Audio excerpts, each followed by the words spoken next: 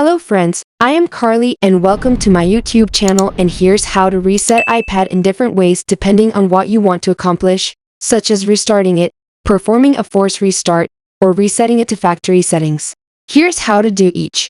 The first easy method is using a button. Suppose your iPad is working but you want to restart it for any reason, like freezing on an app. You can simply turn it off and then turn it back on. Follow the steps that I am performing here. For iPads without a home button, press and hold the top button and either volume button until the power off slider appears. Then drag the slider. You can select any volume up or down button with the power button. For iPads with a home button, press and hold the top or side button until the power off slider appears. Then drag the slider to turn off. Now, your iPad will stay off until you start again with the power side button. Press and hold the side power button at the top until you see the Apple logo. To force restarting your iPad, a soft reset won't respond or not working sometimes. Then you should go with a force restart your iPad. Be relaxed because force restart doesn't erase the content from your iPad. It can be done like this. For iPad Pro or iPad without a home button, we can do it with 3 buttons: volume up button, volume down button, and side power button. Quickly press and release the volume up button. Quickly press and release the volume down button.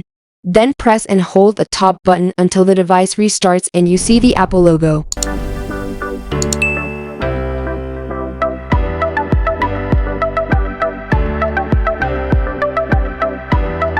Now, enter your iPad lock screen passcode to start using. iPad with home button.